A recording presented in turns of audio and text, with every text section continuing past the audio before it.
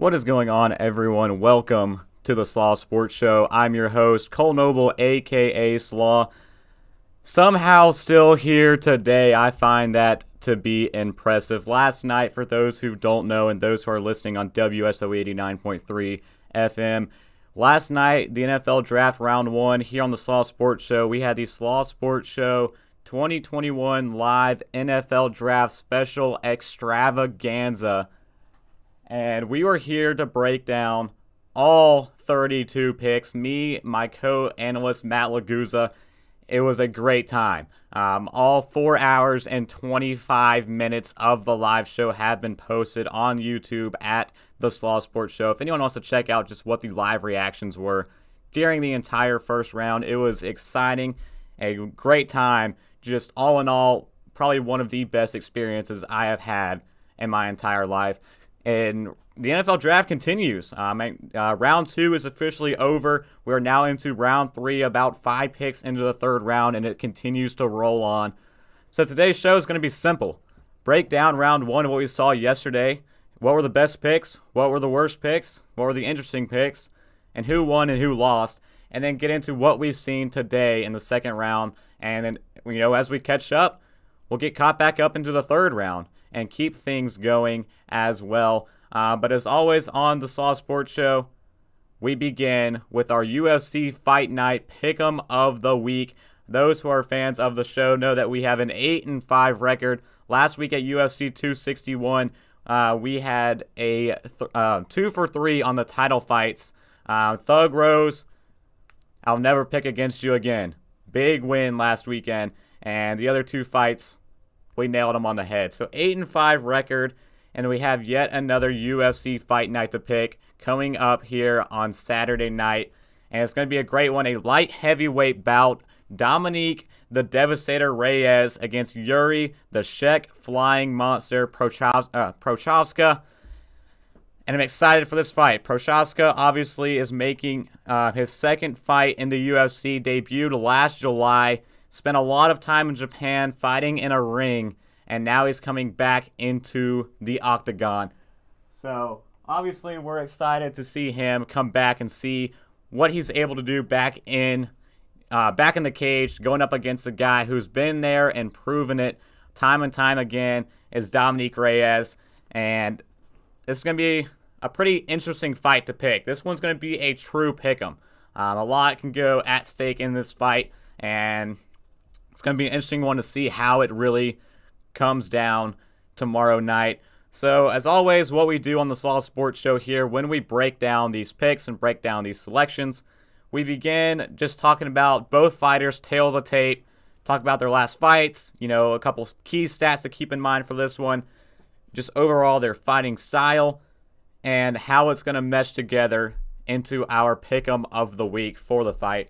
So let's begin with Dominic Reyes, and in his career, a 12-2 record. Dominic Reyes is coming off back-to-back title fights where he was defeated back in February was the first one of 2020, lost to John Jones by unanimous decision. Interesting enough, took John Jones, the title holder, into the 5th round, and all the way through the entire fight going to the decision. Was a huge, moment for him. He didn't come out on top as the title holder, but it was just a great fight to have on record for him, being able to take John Jones to the decision. And he got another shot at the title in September against Jan Blachowicz, but ultimately got knocked out early. So now Dominic Reyes has something to prove for himself, and you take away those 2 title fights he lost, he has 0 losses on his career record. And this guy, right now, his mojo's, is looking to hopefully get back on track.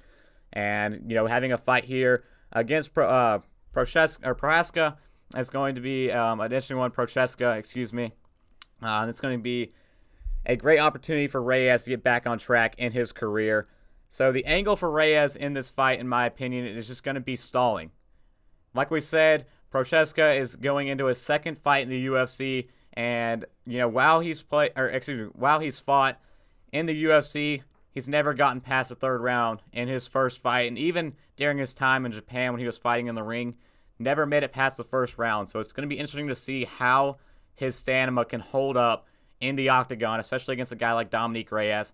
So for Reyes, he has to stall against Yuri tomorrow night. Stall any way you can, whether it's grappling, whether it's wrestling, putting him up against the cage, whatever you got to do, you have to do that to your advantage tomorrow night. And you got to be smart. Dominic Reyes has to be smart and use his IQ. He has to understand what kind of fighter he's going up against and what kind of experience this guy has in the UFC and be able to put that to his advantage and ultimately land some strikes. Because if he starts stalling, this thing's going to, possibly go into the decision if he isn't capable of knocking him out. But fortunate enough for him, 4.53 strikes landed per minute for Dominic Reyes, the fourth most in the light heavyweight division. He's capable of landing the strikes, and that's going to be critical for him to get some points tomorrow night against Yuri.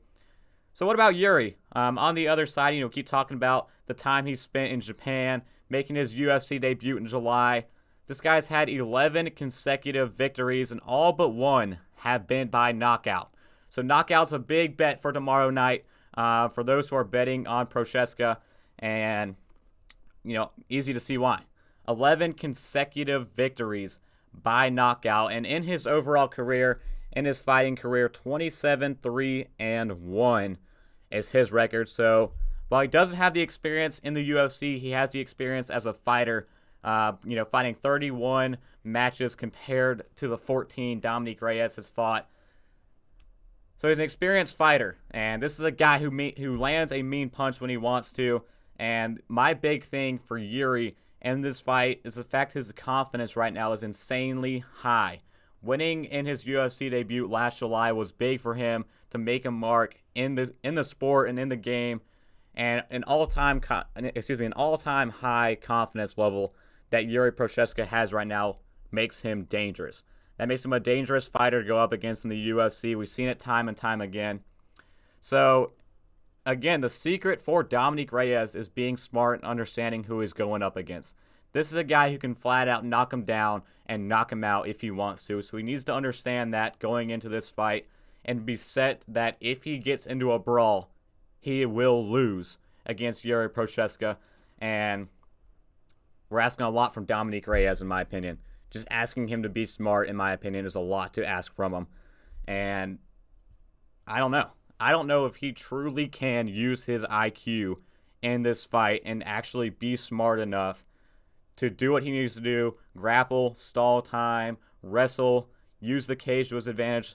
A lot of things that sound very simple for Dominic Reyes to do, but ultimately I think he's going to be too cocky and too much wanting to get back on track in this division and start making the name for himself to go on another title run here, and it's going to cost him. That's what I personally think that is what's going to happen in this fight tomorrow night. Dominic Reyes will not do what simply just needs to be done, and it's an easy fix for him to figure this out.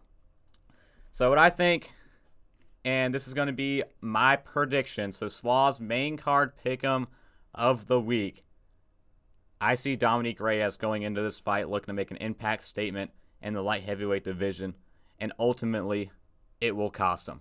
He will go into this fight looking to get into a brawl against Yuri Prochazka, and Yuri Prochazka will knock him out tomorrow night.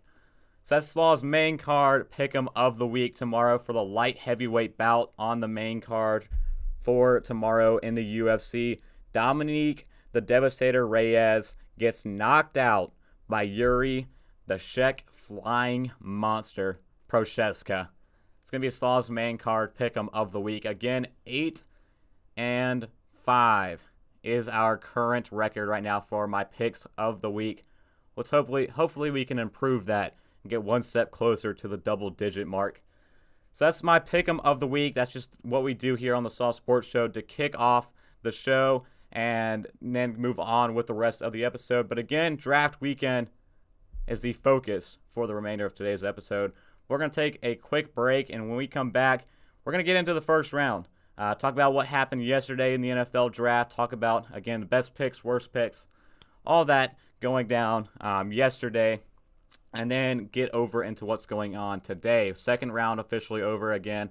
And the third round is rolling along as we speak. Hopefully can try to catch up and start providing y'all with some great analysis work. We got all the papers right here with us to go ahead and kick things back going like we were last night here again tonight until we wrap up at 11 o'clock. But let's take a quick break, get right back on track here on the Slaw Sports Show, so hang with us. This is the Slaw Sports Show on WSOE, also live on YouTube at the Slaw Sports Show. Hang with us, and we will be right back.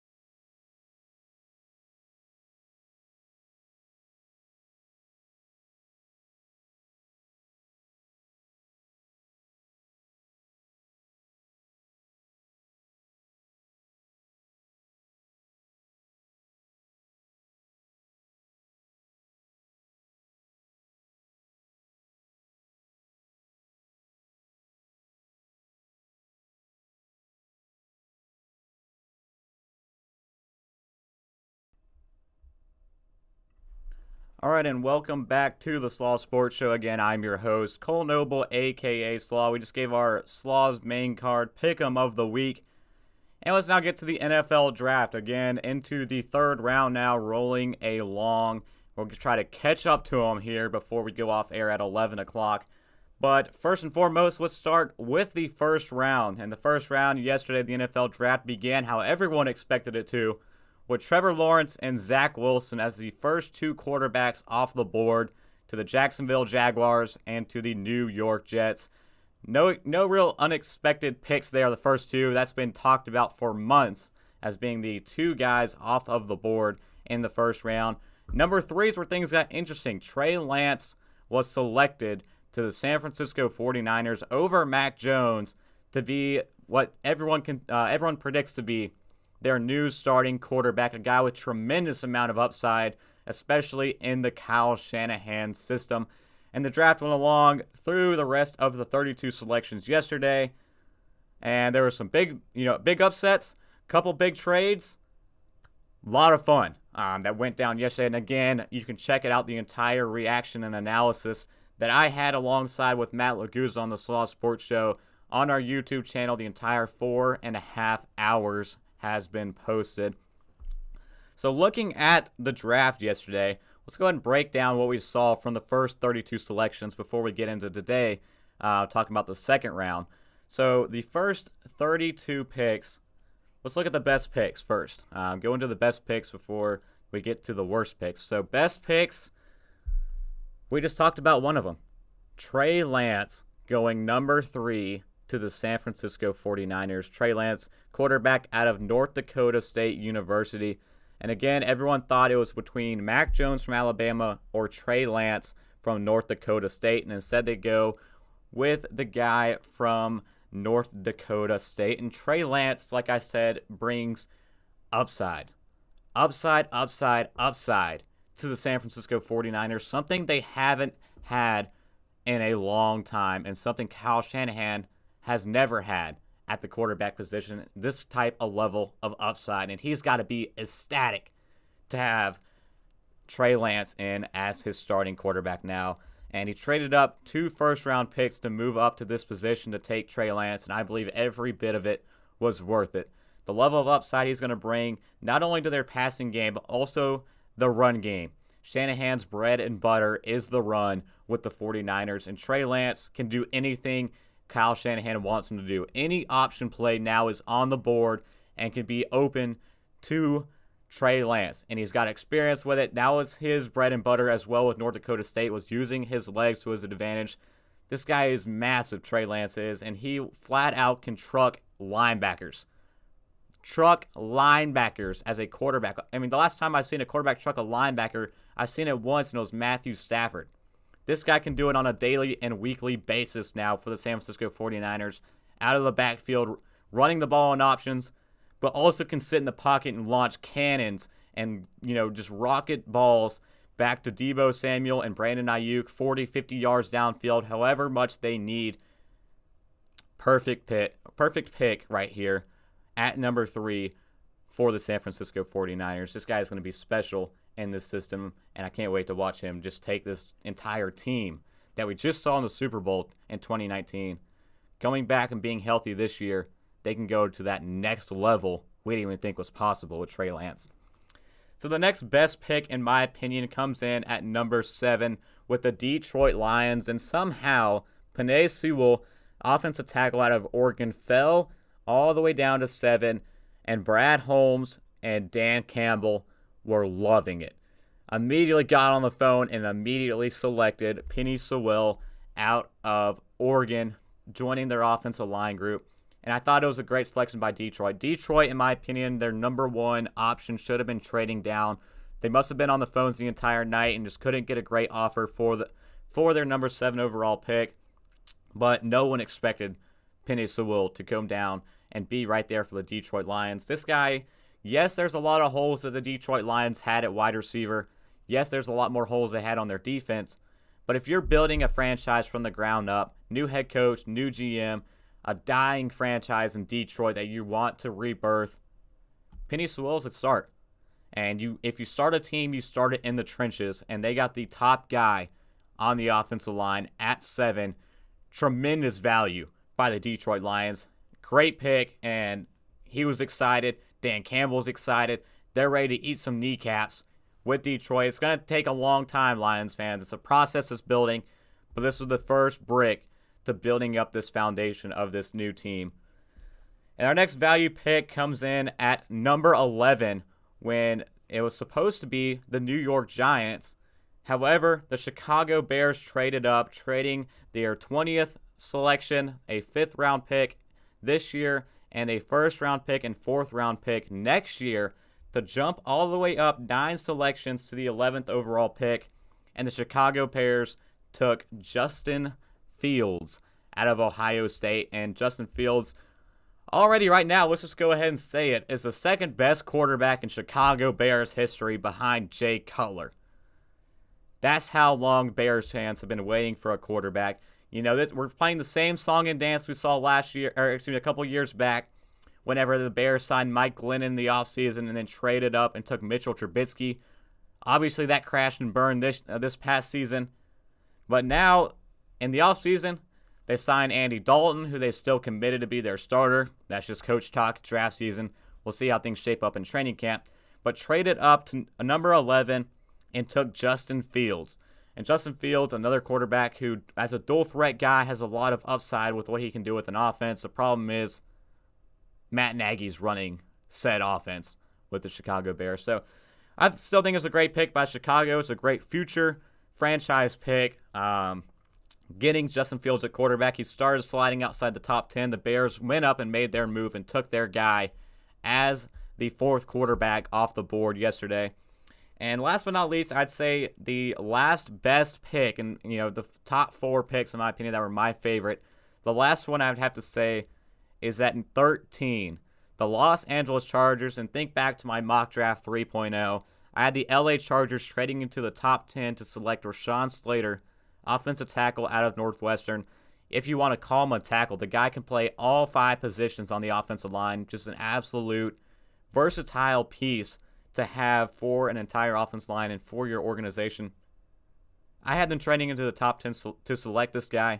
The Chargers, they stayed at 13 and still got their guy in Rashawn Slater at 13, building the pieces to this team, building up that line. Think about, they already got Matt Filer in the offseason at tackle. They also added Corey Linsley, an all-pro center from the Green Bay Packers, gave him a massive deal, bringing him into the middle of their offensive line, and now adding Rashawn Slater, a guy you can put anywhere. If any injuries happen at all this season on their offensive line or for years to come, you have full confidence in Slater stepping up anywhere you need him to on your offensive line.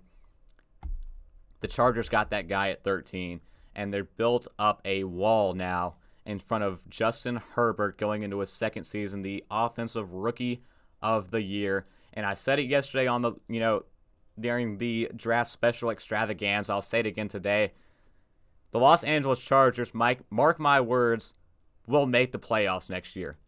And Justin Herbert's second season, they've picked up all the pieces they needed to. Continue to have a great draft so far today that we'll get into. They've made the right pieces to build this offense around Justin Herbert. And now the Chargers are ready to make that leap. Not in their division. I still think they'll have to sneak a wild card out, but with extra wild card spots available in the playoffs, I do see the LA Chargers making the playoffs. And last season they went 7-9, and a lot of games that they lost, 4 or 5 of them were games they lost by 1 possession. Bonehead calls by their head coach, just stupid decisions that they made with Anthony Lynn as their head coach. Now they got in Brandon Staley. And Brandon Staley is a guy, big defense guy from the LA Rams, staying in the city. You get Anthony Lynn out of town, you start winning these 1-possession games. And Justin Herbert getting another year under his belt, getting some confidence, growing into this, young, talented quarterback that he is, getting some more confidence back in him. He's growing back out the sunshine hair, as he's saying. So the Chargers are ready to make that leap. And Rashawn Slater at 13 was a great continuation of this process they're building that is quickly gaining some steam going into next season. I loved Rashawn Slater going to the Chargers at 13. So those are the best picks. What about the worst picks that we saw yesterday during the NFL draft? Let's go ahead and start with the Las Vegas Raiders, because every year their first round pick flat out stinks. Last year they took Henry Ruggs as the first wide receiver off the board. The guy had pretty much no contribution to the team in his first season last year. Then they took Damon Arnett, some reason in the first round. The year before that, Clinton Farrell, for some reason from Clemson. He landed in the first round for the Las Vegas Raiders. And last night, at the 17th overall pick, the Las Vegas Raiders had the audacity to take Alex Leatherwood out of Alabama, offensive tackle. He, on my list, was my lineman number 8. And he went at the 17th overall pick to the Las Vegas Raiders. And that's the trend. That's the trend of John Gruden with the Raiders. He falls in love with the guy, and he has no thought process, no clue how trades work. He doesn't know how to pick up a phone, and instead drafts a guy he falls in love with 30, maybe 40 spots higher than he should have. And don't get me wrong, Alex Leatherwood, he's a great prospect. Not at 17. Not anywhere close to the first round is Alex Leatherwood a great pick for the Las Vegas Raiders. This is a guy they could have gotten the second, maybe even third round. But instead, they take him at 17. Mike Mayock and John Gruden have to figure something out with this team. And I'm constantly griping about this team, how they're constantly in limbo, constantly trying to figure out what to do with their roster, constantly sitting there, have a great season to start off with. The shit falls apart year after year, and they finish right there in limbo, 8-8, 7-9.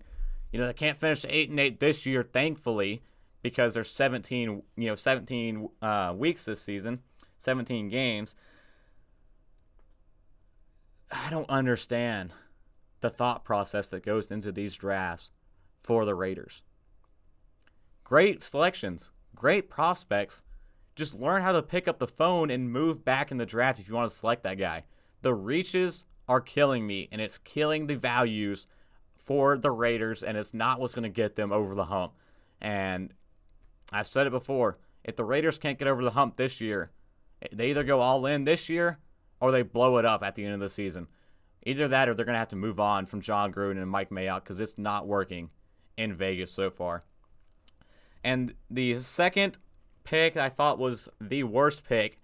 Continuing on, I have three terrible pretty much picks from the first round yesterday. My second one is Kadarius Toney to the New York Giants. So I talked about the Giants trading down with the Chicago Bears, going down to 20, where the Bears move up to 11. So the Giants move down to 20. Okay. Dave Gettleman, for the first time in his life, finally decided to trade down all of a sudden this year. So Dave Gettleman trades down. Okay, no big deal. No big deal. Still a lot of talent, still a lot of pieces that they can add. I'm pretty sure, Kwity Paye was still on the board. The top edge rusher on my list, edge rusher number 1, was still there. Obviously, of course, we'll bring this up. In case there was any doubt, the Giants were planning on taking Devonta Smith at number 11 had Philadelphia not jumped in front of them, per Albert Breer. And again, this tweet is coming from NFL Update, My Sports Update. And once that happened, once the Eagles moved up and leapfrogged the New York Giants with the Dallas Cowboys, the Giants made the trade with Chicago. Minnesota, likely for Slater, and New Orleans also called on trading with the New York Giants to move up to number 11. That's interesting. The New Orleans Saints were adamant during the pre-draft process about wanting to trade into the top 10. They were on the phone calling the Giants about 11. But ultimately, it was the Bears that offered a lot and moved up into the 11 spot to take their quarterback. So the Giants moved down to 10. And like I said, Kwity Paye is still on the board. Christian Darrisaw also still on the board. My third-ranked offensive tackle. Another position of need potentially for the New York Giants. Instead, they take Kadarius Toney, wide receiver out of Florida. And again, don't get me wrong, Kadarius Toney can turn, his nickname's the human joystick. He can turn into being a great prospect, just not at 20 and not for the Giants. I don't think the Giants need necessarily a wide receiver. They went out in the offseason and signed one of the best free agents at wide receiver in Kenny Golladay. I felt like that was enough. Evan Ingram, Darius Shepard, they have talent at wide receiver already. Sterling Shepard, they already have the talent at wide receiver they needed. And, on the offense, they got coming back Saquon Barkley at running back. They have enough that's needed for Daniel Jones, in my opinion. They should have addressed this pick somewhere else in the first round. But they do add the human joystick to their offense. I just don't understand how that's going to work with the weapons they already have. There's going to be an odd man out at some point there in that offense with the New York Giants. That one, in my opinion, was a bad pick by the New York Giants and Dave Gettleman. So what about the interesting picks? Which ones were not necessarily bad, just ones we didn't see coming? But before I get there. Third bad pick, Peyton Turner. Defensive end out of, I believe, Houston at number 28 to the New Orleans Saints. Again, the Saints didn't need a defensive end. Marcus Davenport and Cam Jordan are premier players. Two of the top players on that defense.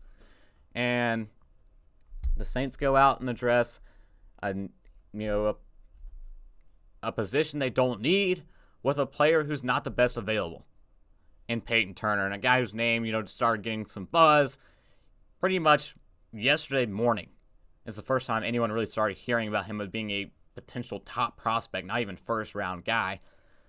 Saints said, sure, why not? We'll reach for him and take Peyton Turner at defensive end. Another bad pick. So interesting picks. Let's start off at number 8 with the Carolina Panthers. Carolina was in a prime spot to land potentially a quarterback if they're not happy with Sam Darnold. Very favorable spot to trade down and add more, draft picks for this year, potentially maybe even next year, having a top 10 selection, or even addressing their offensive line as well at 8. Instead, they took J.C. Horn, cornerback out of South Carolina, pairing him up now with Dante Action Jackson. Carolina continues to address their defense, which was an interesting thing. Last year, all of their draft picks were defensive players, and this year their first one was on defense as well. A South Carolina native staying home in Carolina is the only interesting thing here, and it's going to be interesting. That's just an interesting pick.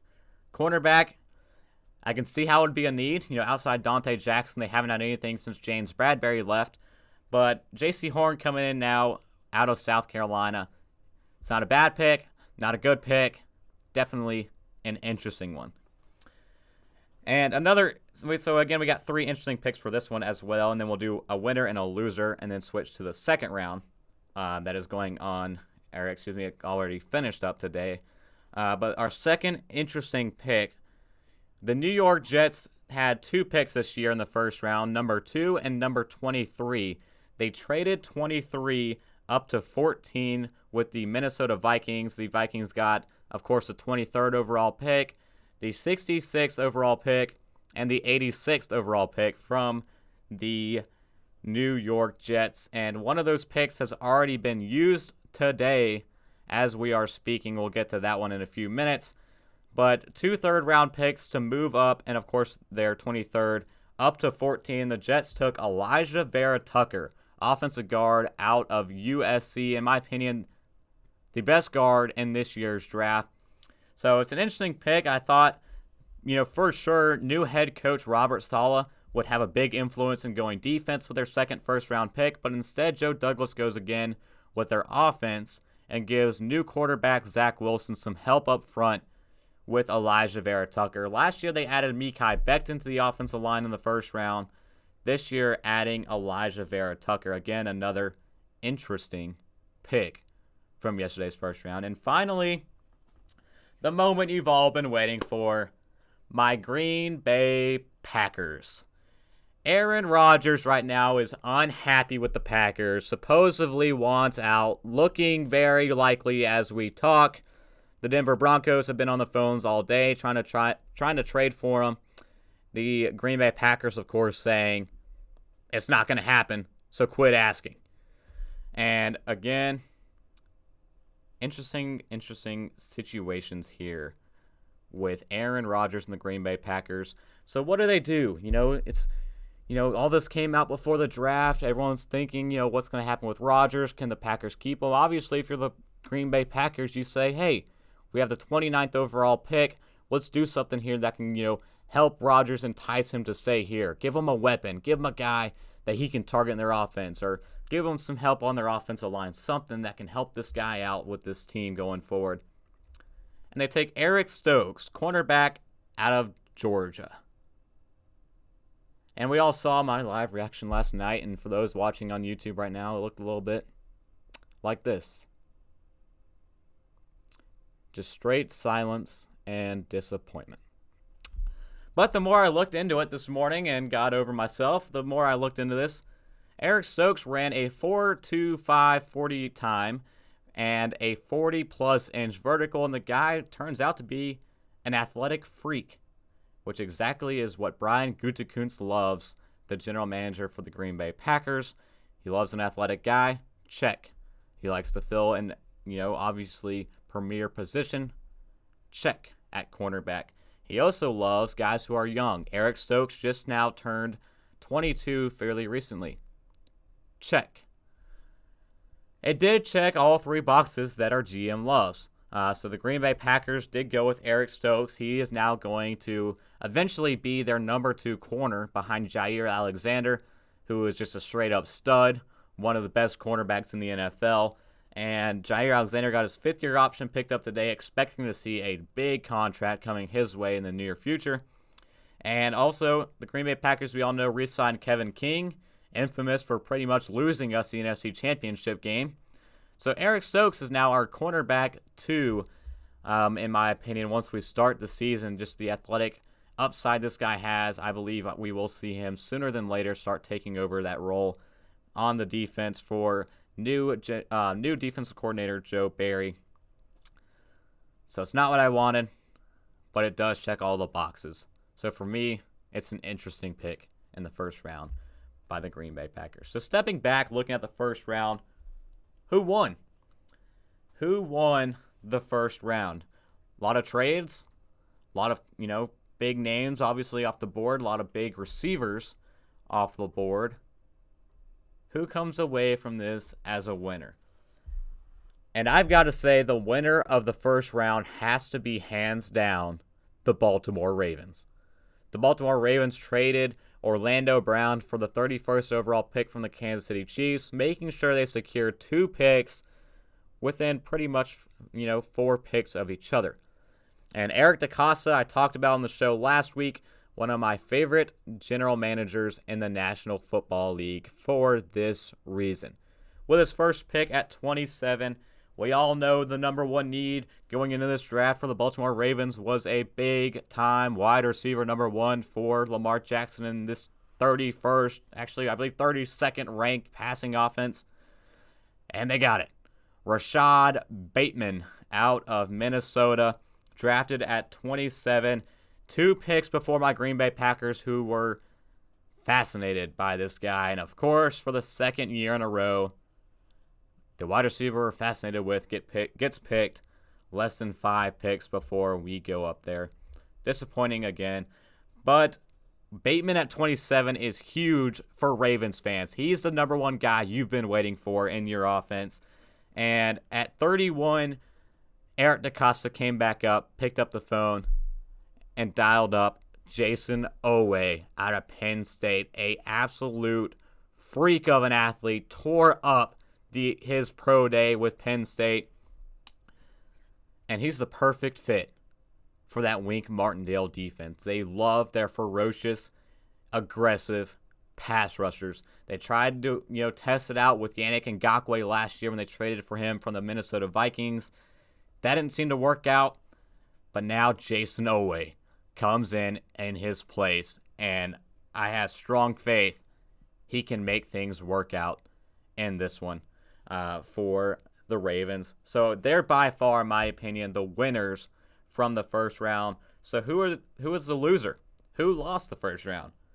In my opinion, it's got to be a 3-way tie. I think we have a 3-way tie for the loser race coming across the finish line last. First, Aaron Rodgers, for obvious reasons.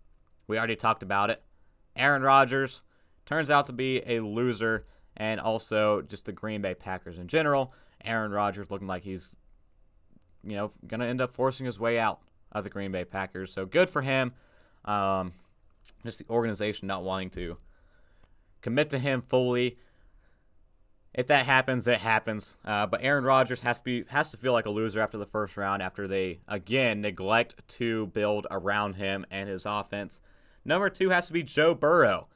Yes, he added Jamar Chase, his best friend at wide receiver that he played with at LSU. But guess what? It's not going to matter if he can't throw him the ball. They did not go with Penei Sewell at 5. Joe Burrow, last year, we all know, tore his ACL, was sacked the 9th most in the NFL, and played 10 games. And guess what? It's going to happen again this year. Joe Burrow, with them not getting Penei Sewell in the first round, was a loser in the first round. Even though they got Ja'Marr Chase, doesn't matter if he starts getting nailed and hammered like he did last season.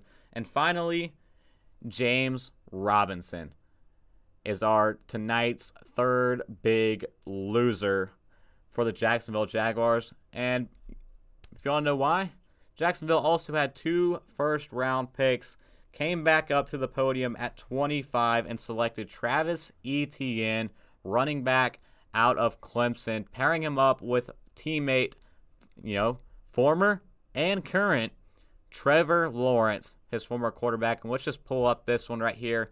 Mia O'Brien at Mia O'Brien TV says, head coach Urban Meyer says he sees James Robinson at running back, Carlos Hyde, running back who they picked up in free agency, sees those 2 players as their 1-2 punch in their offense, and sees Travis Etienne as their third down back. End quotes. We want to be a top 10 in the down back in the first round of the NFL draft. What were you thinking?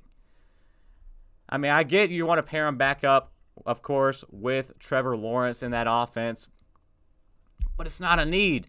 James Robinson last year rushed for over 1,000 yards. You had your running back. And now his play is just going to be diminished. Fantasy value just shot.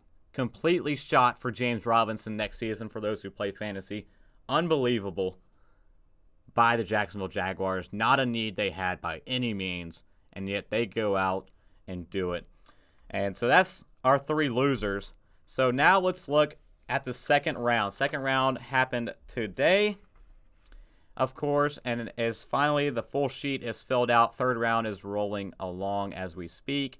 Jacksonville was back up first today in the second round, and what do they do? Tyson Campbell, cornerback out of Georgia, the second Georgia cornerback selected this year. Again, Jacksonville, listen, it's not a need. Understand what your needs are. You have C.J. Henderson you drafted out of Florida last year. You have Shaq Griffin you signed in the offseason, who had a great season last year with the Seattle Seahawks. Taking Tyson Campbell today was not a need you had with this team. And just another interesting pick here by the Jacksonville Jaguars so far in this draft. And second on the clock again today was the New York Jets. Again, already added offense with Zach Wilson. Offense again with Elijah Vera Tucker on their offensive line. They go offense for a third time and take Elijah Moore, wide receiver out of Ole Miss, Mississippi, and Robert Saleh. You're not going to get in Joe Douglas's ear? You don't want some defense on your side? Very interesting. But Elijah Moore, one of the receivers I wanted Green Bay to trade up for in the second round, and off the board very early today to the New York Jets. An interesting one there, especially with the way their wide receiver room is shaking up. And for the third pick in the second round, we had a trade up. The Atlanta Falcons traded with the Denver Broncos. The Broncos came up and snagged Javonte Williams out of UNC, North Carolina, the third running back off the board. Makes sense for the Broncos, adding to their offense. They're committed now to whoever wins the battle between Teddy Bridgewater and Drew Lock. They went Patrick Surtain in the first round at corner, and they went offense at running back. Their biggest need, I would say, on offense is running back. Losing Phillip Lindsay, they have Melvin Gordon, but they needed a guy who can work out of the backfield. That's something Melvin Gordon can't do, something Javonte Williams can. So trading up for him, I thought was a great pick by the Denver Broncos early in round 2. Filling out the rest of it, Javon Holland at safety to the Miami Dolphins. Landon Dickerson, the center out of Alabama, teaming up with former Alabama wide receiver and Heisman winner Devonta Smith, teaming up also with former Alabama quarterback Jalen Hurts. So 3 Alabama stars now on offense at 3 huge premium positions on offense: center, quarterback, and wide receiver for the Philadelphia Eagles. We go Alabama again with the next pick. The Patriots trade up and select Christian Barmore, a defensive tackle who started slipping. Surprised he even made it out of the first round. Slipped here, looks like 5 picks into the second round to the New England Patriots. Chicago Bears trade up again for the second time to take Tevin Jenkins at offensive tackle out of Oklahoma State, building the offensive line in the future around Justin Fields. And the Falcons come back up after trading down with the Broncos at pick number 40, and they take Richie Grant out of UCF. So first round addressed their offense with Kyle Pitts, who is a monster. Second round addressed their weak defense with a questionable, in my opinion, safety in Richie Grant. Just with who was on the board, interesting to see they went that direction with it. The Detroit Lions came up next at pick 41 and took defensive tackle Levi Onwuzurike out of Washington. This guy, I wasn't high on him before. I am now after hearing his, call with, or actually his post-pick after he was picked, just discussion he had on the phone. He said he's ready to absolutely kill people. And explicit words were used we can't say on air. But he said he's ready to kill some people on that defensive line and just straight bully some offensive linemen and pushing them back 2 to 3 yards behind the line of scrimmage. That sounds like Dan Campbell's kind of guy. No surprise there, they took him, defensive tackle out of Washington. The Dolphins, they come up here at pick 42, trade up with the Giants, and they select Liam Eichenberg out of Notre Dame at offensive tackle, build up the line around Tua Tagovailoa. Great pick by them. The Raiders move up with the 49ers to take Trayvon Moehrig, the nation's top defensive back last year, taking him out of TCU at safety. That one was a pick I like, Raiders. You did well on that one. Drafted a premium position and didn't reach for it. Actually got great value. Good job, Mike Mayock and John Gruden. Good pick that time around. Filling out the rest of it, Kelvin Joseph to the Cowboys, Walker Little. Down and down we go. Just some more value picks I love. Asante Samuel Jr. to the Chargers at 47. Great addition out of Arizona State at corner. Fits perfectly to what Brandon Staley wants to build on that defense and especially in that secondary. Arizona Cardinals added Rondale Moore at wide receiver at 49 out of Purdue. I thought that was a great pick. Rondale Moore, the second receiver I wanted Green Bay to trade up for. Didn't happen there. So that's going to be cute to see. Kyler Murray throwing that ball to Rondale Moore, both guys under, I believe, 5'10". So that's going to be quite, pretty cute to watch that unfold. Just going down, the Browns traded up to 52 and got a steal of a pick in Jeremiah Owusu-Koramoah. If you watched the show last night, you heard me raving about this guy falling in the draft, falling all the way down to 52, and the Browns got a solid steal at linebacker, a huge position of need filled by Jeremiah Owusu-Koramoah in their second level. Keep going down the list here. Tutu Atwell, wide receiver, is the Rams' first pick. And also before that, the Seattle Seahawks took Dwayne Eskridge, wide receiver out of Western Michigan. So the first picks for the Seattle Seahawks this year and the LA Rams both go wide receivers. Eskridge to the Seahawks, Tutu Atwell from Louisville to the Rams. 2 more wide receivers off the board. The Green Bay Packers can't get. Kansas City Chiefs, their first pick of the NFL draft goes with Nick Bolton at 58, linebacker out of Missouri, an absolute headhunter at linebacker. Love that guy. Love his energy he brings to the defense in Missouri.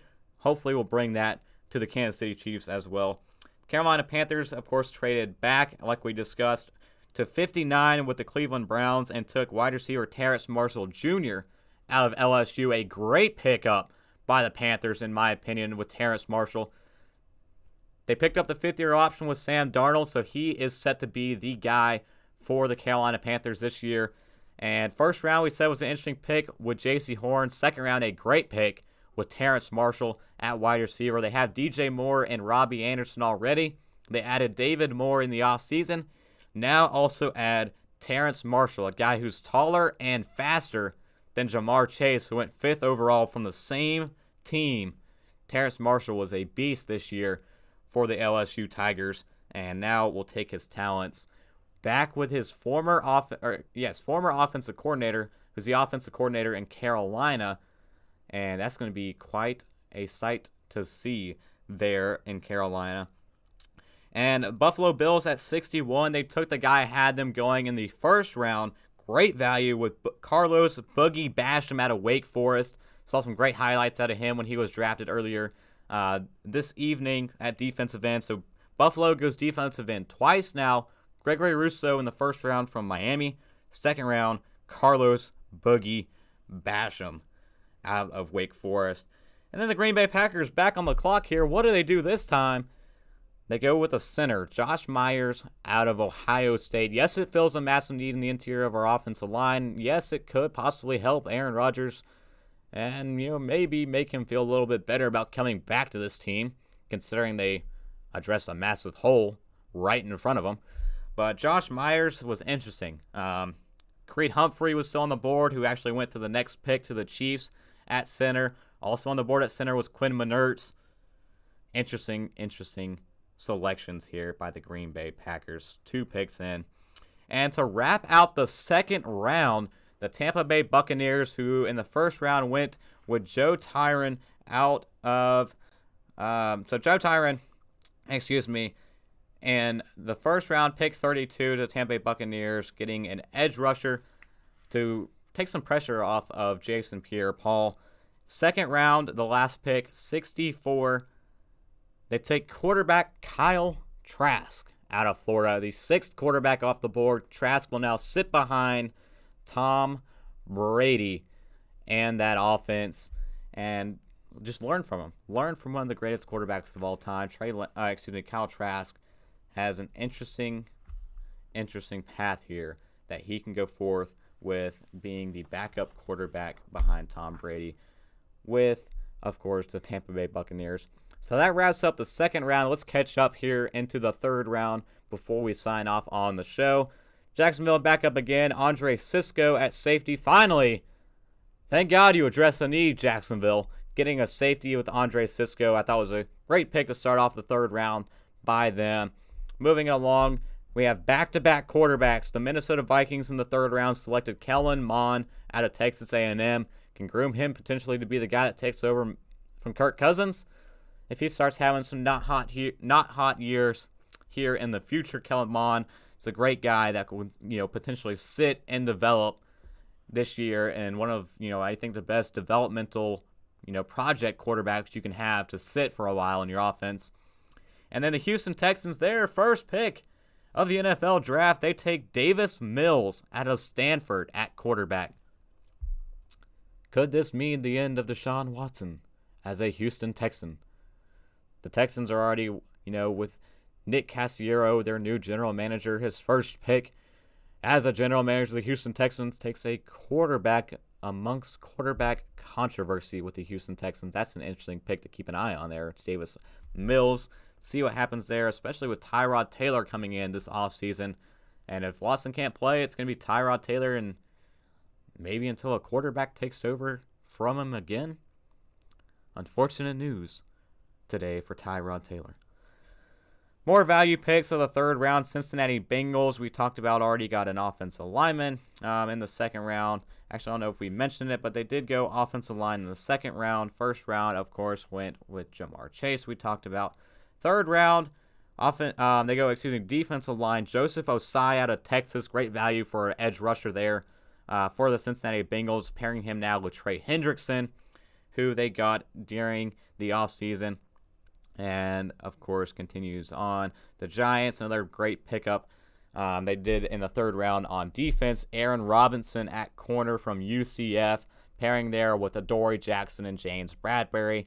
Great pickup by Dave Gettleman in that one as well. Also, another trade back that happened with Dave Gettleman. Who would have thought? Not me. But it keeps going around. The third round, it continues on. The last pick we really caught up on here was Josh Palmer going to the LA Chargers at wide receiver from Tennessee. And we'll pull it up to see what other interesting picks happen. Oh, right after that, a guy I liked to the Minnesota Vikings at pick 78 was Chaz Surratt out of North Carolina, a former quarterback turned linebacker, interior linebacker. So the Vikings add a guy, their second pick in the third round, adding a guy that they can potentially have in their second level and see how he goes. Miami Dolphins, they added a great tight end in Hunter Long at pick 81. Dyami Brown from North Carolina as well, going to the Washington football team at wide receiver. Washington, I said, needed to add a wide receiver at some point. Here he is with Dyami Brown, an interesting selection by them as well.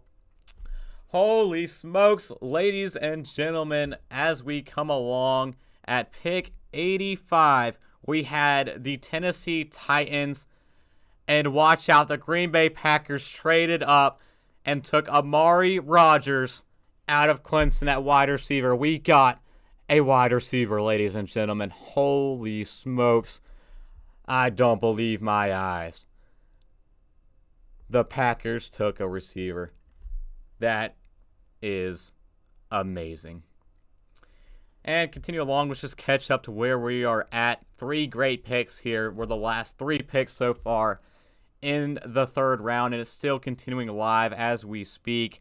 At the 25th pick in the third round, the 88th pick overall, running back Trey Sermon from Ohio State. We saw the great postseason run they had during the college football playoffs. Trey Sermon was a beast for Ohio State during that run to the national championship, ultimately losing to the Alabama Crimson Tide. But 49ers add another running back to Kyle Shanahan's offense and another backfield mate for quarterback Trey Lance.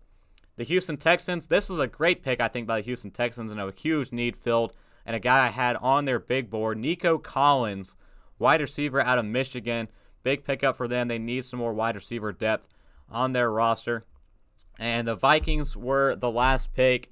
If I am officially catched up, they took Patrick Jones, the second edge rusher out of Pittsburgh. Minnesota, 3 picks here in the third round, and 3 solid ones, if I do say so myself, for what they have already done so far. Actually, 4 picks. Minnesota Vikings have had 4 picks so far in the third round. Of course, they talked about, as we talked about, they took Kellen Mond, they took Chaz Surratt, Wyatt Davis, guard out of Ohio State, and Patrick Jones, edge rusher out of Pittsburgh. 4 great picks today in the third round by the Minnesota Vikings. But that catches us up. So you can tune in, actually, if you would like now, to the live draft coverage to continue on here, listening to it. But for today, and for us here on the Sloth Sports Show, that's all the time we have. We got to cut it off at 11. We are going off the air. So thank you for tuning in. Thank you for all for listening on WSOE 89.3. If you're live, listening to it in your car, driving down on this late night, thank you for tuning in. And thank you for those who came in and stopped by on the YouTube live stream as well at the Sloth Sports Show. Check us out on there on YouTube. A lot of great content we always have coming out. Just a lot of great draft talk today. And don't forget Slaw's main card pick'em of the week. Dominique Reyes getting knocked out tomorrow night against Yuri Prochaska is my Slaw's main card pick'em of the week. I'll take Prochaska by knockout. It's a heavy favorite pick to have in this fight, and I'll take it. I'll take the favorite in that one. 8-5 record. Exciting to see what happens tomorrow night. But again, the NFL draft continues tomorrow. The last day rounds 4 through 7, wrapping it up. Hope you guys enjoyed today's episode. Until next time,